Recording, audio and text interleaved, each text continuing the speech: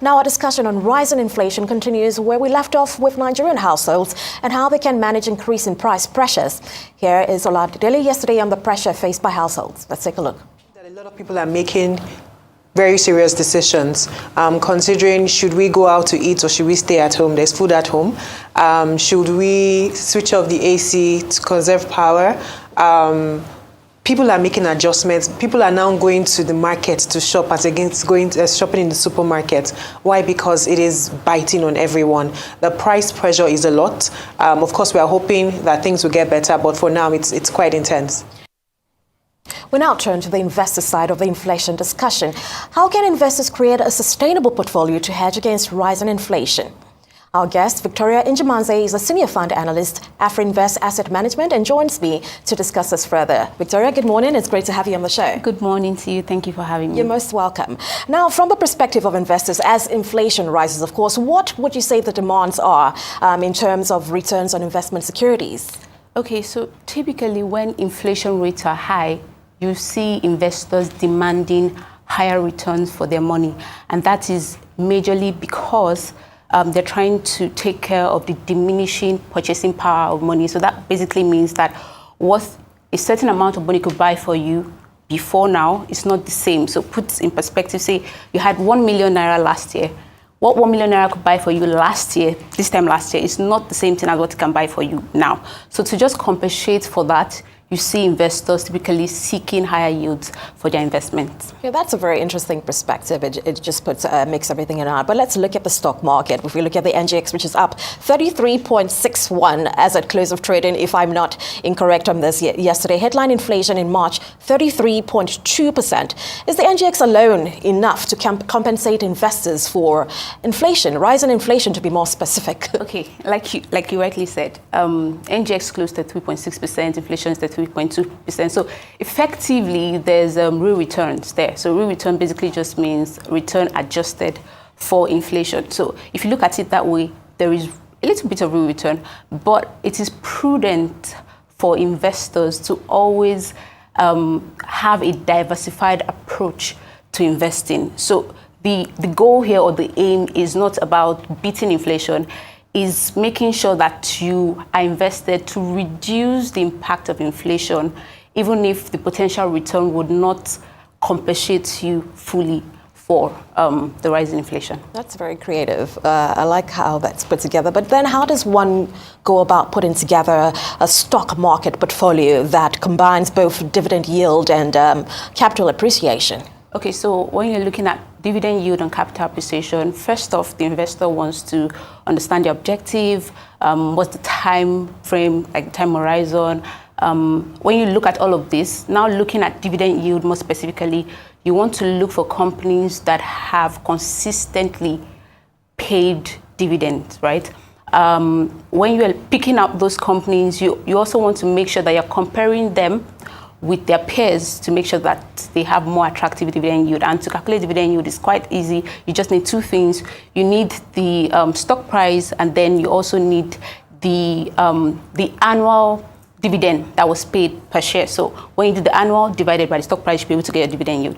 Now, that is on one side. You're also trying to look for companies that have potential for growth, right? That's for the part of the capital appreciation. So you're looking at companies that have earnings potential, you're looking at companies that have revenue potentials, expansion opportunities, right? You're trying to put all of this together to be able to come up with the kind of portfolio that you need. Don't forget, you're also trying to diversify. Even though you are still trying to invest in the stock market, you're trying to make sure you're doing it in different sectors or different industries. And that is majorly because you are trying to reduce the risks of, a single sector or a specific company risk, right? So you're just trying to make sure that you have your eggs, right, in different baskets. So diversification is pretty much your safety net. Exactly. And I like that you're talking about this because, for neophytes or fledgling investors who are trying to get into the investing space, risk is a major deterrent. They just say, let's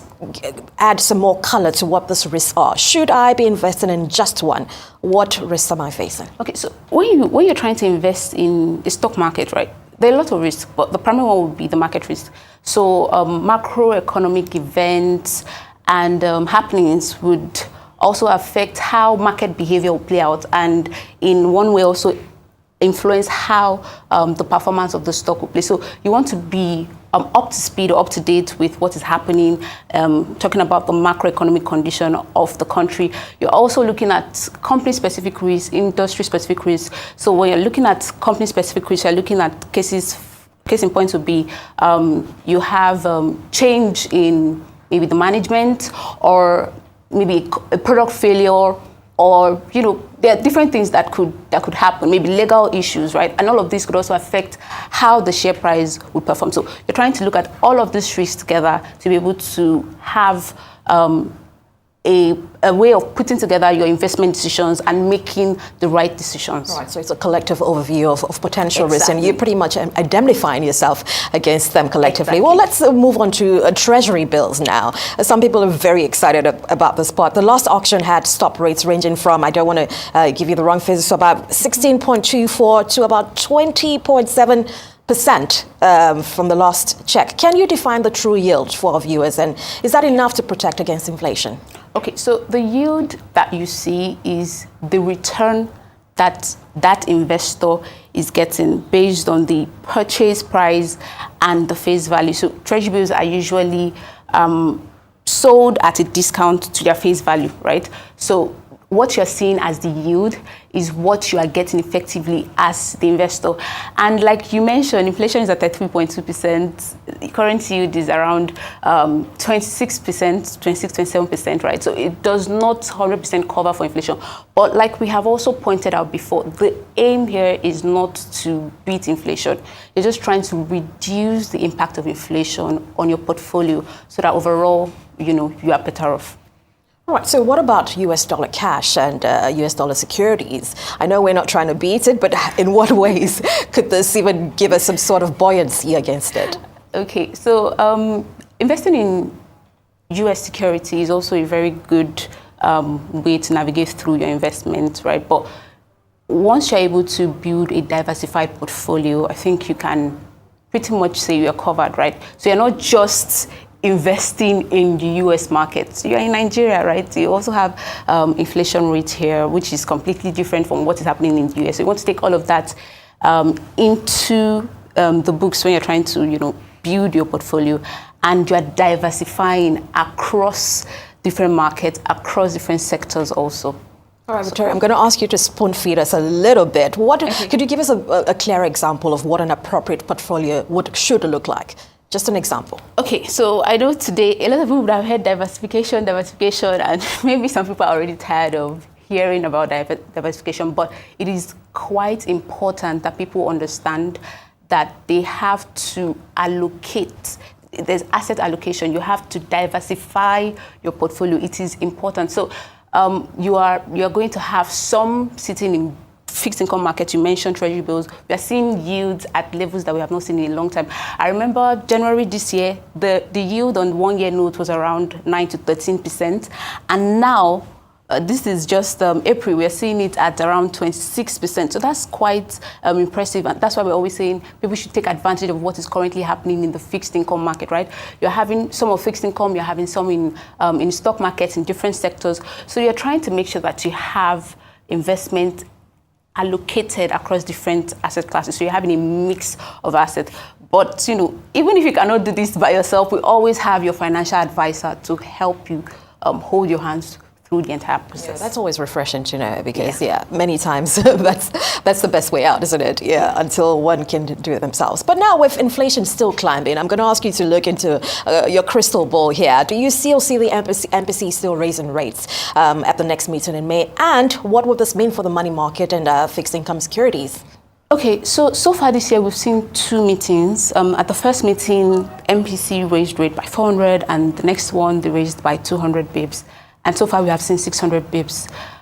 So for me, I believe the MPC want to do a wait and see approach. So you've done all of this. You want to see how it permeates into the system. Let's see what the system is doing. We still have 4 more meetings, right? So for this particular meeting that's happening May, I don't think they would be raising. They'll be raising rates, right? But for money market instruments and fixed income, we've said that the yields currently are quite attractive, and that investors should actually start taking a look at it, right, to invest in it, because these higher yields are not going to stay high forever, right? So you want to make sure that you are invested, you want to take advantage of it. Of course, speaking to your financial advisor to know where best to position yourself, but we see the yields trending downwards over time. So it's a good opportunity so for you people don't to... see the rates rising? No.